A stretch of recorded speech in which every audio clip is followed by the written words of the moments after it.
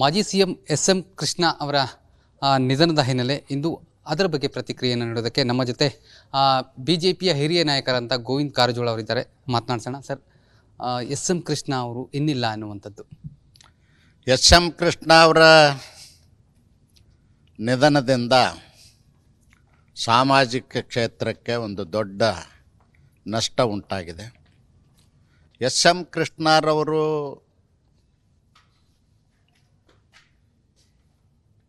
ರಾಜಕಾರಣದಲ್ಲಿ,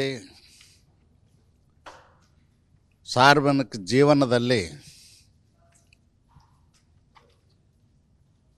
ಸಾರ್ವಜನಿಕದ ಜೀವನದ ಘನತೆ ಗೌರವವನ್ನು ಹೆಚ್ಚು ಮಾಡಿರ್ತಕ್ಕಂಥ ಅಪರೂಪದ ರಾಜಕಾರಣಿ, ಸುಸಂಸ್ಕೃತ ರಾಜಕಾರಣಿ. ಎಸ್.ಎಂ. ಕೃಷ್ಣರವರು ಬೆಂಗಳೂರನ್ನು ಸಿಲಿಕಾನ್ ಸಿಟಿಯಾಗಿ ಮಾಡಿರ್ತಕ್ಕಂಥವ್ರು. ಕೆಂಗಲ್ ಹನುಮಂತಯ್ಯನವರು ಕಟ್ಟಿಸಿದಂಥ ವಿಧಾನಸೌಧ ಕರ್ನಾಟಕದ ಏಕೀಕರಣದ ಸಂಕೇತವಾಗಿದ್ದರೆ, ಎಸ್.ಎಂ. ಕೃಷ್ಣರವರು ಕಟ್ಟಿರ್ತಕ್ಕಂಥ ವಿಕಾಸ್ ಸೌಧ ಆಧುನೀಕರಣ ಮತ್ತು ಜಾಗತೀಕರಣದ ಸಂಕೇತ ಆಗಿದೆ. ಗಾರ್ಡನ್ ಸಿಟಿ ಹೆಗ್ಗಳಿಕೆಗೆ ಪಾತ್ರವಾಗಿರ್ತಕ್ಕಂಥ ಬೆಂಗಳೂರು ಸಿಟಿನ ಸಿಲಿಕಾನ್ ಸಿಟಿಯನ್ನಾಗಿ ಪರಿವರ್ತನೆ ಮಾಡಿರ್ತಕ್ಕಂಥ ಕೀರ್ತಿ ಗೌರವ ಎಸ್.ಎಂ. ಕೃಷ್ಣರವ್ರಿಗೆ ಸಲ್ತದೆ. ಮತ್ತು ಪ್ರಪಂಚದ ಯಾವುದೇ ದೇಶದ ನಾಯಕರು ಭಾರತಕ್ಕೆ ಬರಬೇಕಾದ್ರೆ ಎಸ್.ಎಂ. ಕೃಷ್ಣರವ್ರ ಕಾಲದಲ್ಲಿ ಬೆಂಗಳೂರಿಗೆ ಬಂದು ದಿಲ್ಲಿಗೆ ಹೋಗುವಂಥ ಪರಿಪಾಠ ಏರ್ಪಾಟಾಗಿತ್ತು. ಅಷ್ಟರ ಮಟ್ಟಿಗೆ ಎಸ್.ಎಂ. ಕೃಷ್ಣರವರು ಕರ್ನಾಟಕದ ಅಭಿವೃದ್ಧಿಗೆ ಕೊಡುಗೆಯನ್ನು ನೀಡಿರ್ತಕ್ಕಂಥವ್ರು. ಎಸ್.ಎಂ. ಕೃಷ್ಣರವರು ಮುಖ್ಯಮಂತ್ರಿಯಾಗಿ, ಗವರ್ನರ್ ಆಗಿ, ವಿದೇಶಾಂಗ ಸಚಿವರಾಗಿ ಇನ್ನೂ ಅನೇಕ ಹುದ್ದೆಗಳಲ್ಲಿ ಕೆಲಸ ಕಾರ್ಯಗಳನ್ನು ಮಾಡಿರ್ತಕ್ಕಂಥವ್ರು. ಎಸ್.ಎಂ. ಕೃಷ್ಣರವರು ಒಬ್ಬ ಆದರ್ಶ ರಾಜಕಾರಣಿಯಾಗಿ ಕರ್ನಾಟಕದಲ್ಲಿ ಇದ್ದಂಥವ್ರು. ಈಗ ಅವರ ಜೊತೆ ನಿಮ್ಮ ಒಡನಾಟ ಹೇಗಿತ್ತು? ನನಗೆ ಹೆಚ್ಚು ಒಡನಾಟ ಇರಲಿಲ್ಲ. ನಾನು 99ರಲ್ಲಿ ಒಂದು ಸಾರಿ ಚುನಾವಣೆಯಲ್ಲಿ ಸೋತಿದ್ದೆ. ಅವರು ಮುಖ್ಯಮಂತ್ರಿ ಆದಂಥ ಸಂದರ್ಭದಲ್ಲಿ ನಾನು ವಿಧಾನಸಭೆಯಲ್ಲಿ ಇರಲಿಲ್ಲ. ಅವರು ಬಿಜಾಪುರಕ್ಕೆ ಒಂದು ಮೀಟಿಂಗ್ ಬಂದಿದ್ದರು. ಮೀಟಿಂಗ್ ತಗೊಳ್ತಾ ಸಂದರ್ಭದಲ್ಲಿ ನಾವು ಹೊರಗಡೆ ನಿಂತಿದ್ದೆ. ಅವ್ರು ಬಂದ ಮೇಲೆ ಭೇಟಿ ಆಗ್ಬೇಕತ್ತು. ಒಂದು 8-10 ರೈತರನ್ನ ಕರ್ಕೊಂಡು ದೂರಿಂದ ಎಸ್.ಎಂ. ಕೃಷ್ಣ ಅವ್ರು ನಾನು ನೋಡಿದ್ರು. ಒಂದು 100 ಫೂಟು ಹೆಚ್ಚು ದೂರ ಇರ್ಬೇಕು. ನಾನು ನೋಡಿ ನಾನಿದ್ದಲ್ಲಿಗೆ ಬಂದುಬಿಟ್ರು. ಬಂದು ಯಾಕೆ ಬಂದಿರಿ ಅಂದರು. ಸರ್, ರೈತರದೊಂದು ಸಮಸ್ಯೆ ಇತ್ತು. ಅರ್ಜಿ ತೊಗೊಂಡ್ರು. ಇಮಿಡಿಯೇಟ್ಲಿ ಫೋಟೋದವ್ನು ಕರೆದು ಫೋಟೋ ತೆಗಿಯತ್ತೆ ಹೇಳಿದ್ರು. ನಾನು ಅಟೆಂಡ್ ಮಾಡ್ತೀನಿ, ನೀವು ಹೋಗಿ ಅಂತೇಳಿ. ಅಂದ್ರೆ ನಕ್ಕೋತ ಅಂಥದ್ದು ವಿರೋಧ ಪಾರ್ಟಿ, ಆಡಳಿತ ಪಾರ್ಟಿ, ತಮ್ಮ ಪಕ್ಷ ಅನ್ನುವಂಥ ಭೇದ ಭಾವ ಅವರಲ್ಲಿರಲಿಲ್ಲ. ಭಾಳ ಅಪರೂಪದ ವ್ಯಕ್ತಿತ್ವ. ಅದಕ್ಕಾಗಿಯೇ ನಾವು ಸುಸಂಸ್ಕೃತ ರಾಜಕಾರಣಿ ಅಂತ ಹೇಳಿದ್ದು. ಮಾಜಿ ಸಿಎಂ ಎಸ್.ಎಂ. ಕೃಷ್ಣ ಅವರ ನಿಧನದ ಹಿನ್ನೆಲೆ ಇಂದು ಅದರ ಬಗ್ಗೆ ಪ್ರತಿಕ್ರಿಯೆಯನ್ನು ನೀಡೋದಕ್ಕೆ ನಮ್ಮ ಜೊತೆ ಬಿಜೆಪಿಯ ಹಿರಿಯ ನಾಯಕರಂತ ಗೋವಿಂದ ಕಾರಜೋಳ ಅವರಿದ್ದಾರೆ. ಮಾತನಾಡ್ಸೋಣ ಸರ್. ಎಸ್.ಎಂ. ಕೃಷ್ಣ ಅವರು ಇನ್ನಿಲ್ಲ ಅನ್ನುವಂಥದ್ದು. ಎಸ್.ಎಂ. ಕೃಷ್ಣ ಅವರ ನಿಧನದಿಂದ ಸಾಮಾಜಿಕ ಕ್ಷೇತ್ರಕ್ಕೆ ಒಂದು ದೊಡ್ಡ ನಷ್ಟ ಉಂಟಾಗಿದೆ. ಎಸ್.ಎಂ. ಕೃಷ್ಣರವರು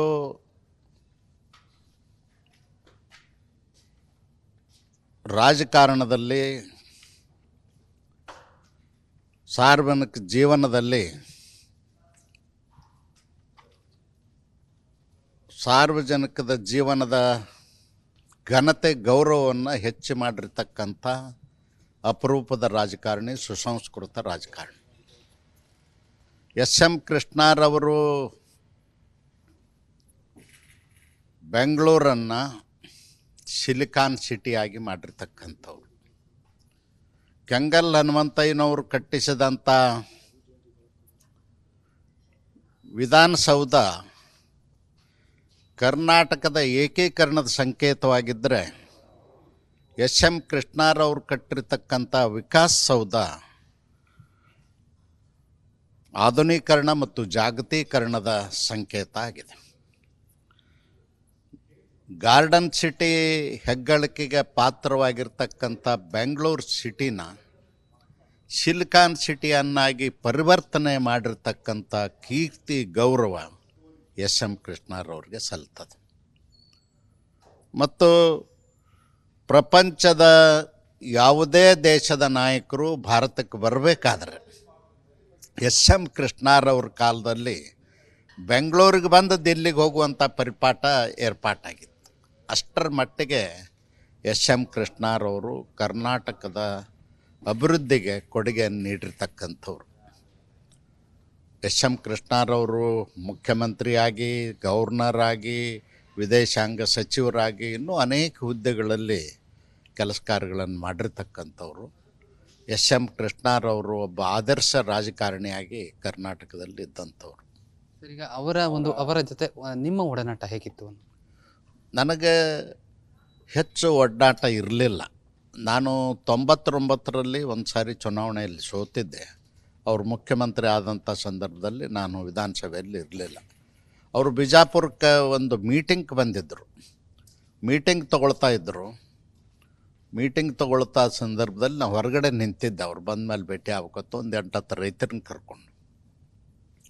ದೂರಿಂದ ಎಸ್ ಎಂ ಕೃಷ್ಣ ಅವ್ರು ನಾನು ನೋಡಿದ್ರು. ಒಂದು 100 ಫೂಟು ಹೆಚ್ಚು ದೂರ ಇರ್ಬೇಕು. ನಾನು ನೋಡಿ ನಾನು ಇದ್ದಲ್ಲಿಗೆ ಬಂದುಬಿಟ್ರು. ಬಂದು ಯಾಕೆ ಬಂದಿರಿ ಅಂದರು. ಸರ್, ರೈತರದೊಂದು ಸಮಸ್ಯೆ ಇತ್ತು. ಅರ್ಜಿ ತೊಗೊಂಡ್ರು. ಇಮಿಡಿಯೇಟ್ಲಿ ಫೋಟೋದವ್ನ ಕರೆದು ಫೋಟೋ ತೆಗಿ ಅಂತ ಹೇಳಿದ್ರು. ನಾನು ಅಟೆಂಡ್ ಮಾಡ್ತೀನಿ, ನೀವು ಹೋಗಿ ಅಂತೇಳಿ. ಅಂದ್ರೆ ನಕ್ಕೋತ ಅಂಥದ್ದು ವಿರೋಧ ಪಾರ್ಟಿ, ಆಡಳಿತ ಪಾರ್ಟಿ, ತಮ್ಮ ಪಕ್ಷ ಅನ್ನುವಂಥ ಭೇದ ಭಾವ ಅವರಲ್ಲಿರಲಿಲ್ಲ. ಭಾಳ ಅಪರೂಪದ ವ್ಯಕ್ತಿತ್ವ. ಅದಕ್ಕಾಗಿಯೇ ನಾವು ಸುಸಂಸ್ಕೃತ ರಾಜಕಾರಣಿ ಅಂತ ಹೇಳಿದ್ದು. ಮಾಜಿ CM ಎಸ್ ಎಂ ಕೃಷ್ಣ ಅವರ ನಿಧನದ ಹಿನ್ನೆಲೆ ಇಂದು ಅದರ ಬಗ್ಗೆ ಪ್ರತಿಕ್ರಿಯೆಯನ್ನು ನೀಡೋದಕ್ಕೆ ನಮ್ಮ ಜೊತೆ BJPಯ ಹಿರಿಯ ನಾಯಕರಂತ ಗೋವಿಂದ ಕಾರಜೋಳ ಅವರಿದ್ದಾರೆ. ಮಾತನಾಡ್ಸೋಣ. ಸರ್, ಎಸ್ ಎಂ ಕೃಷ್ಣ ಅವರು ಇನ್ನಿಲ್ಲ ಅನ್ನುವಂಥದ್ದು. ಎಸ್ ಎಂ ಕೃಷ್ಣ ಅವರ ನಿಧನದಿಂದ ಸಾಮಾಜಿಕ ಕ್ಷೇತ್ರಕ್ಕೆ ಒಂದು ದೊಡ್ಡ ನಷ್ಟ ಉಂಟಾಗಿದೆ. S M ಕೃಷ್ಣರವರು